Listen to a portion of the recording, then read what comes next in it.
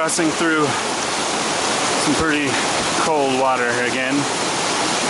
Pretty swift, deceptively so, right where he's at. There's just not a lot of ways to cross some of these high winter rivers. Our shoes are already soaked from walking down snow all day, so we weren't too worried about getting them wet here. Then you get a better foothold in the water. But yeah, that's only half the battle. Once he gets past this, then we gotta cross this thing right here. So there's a lot of stream crossing. Decision time.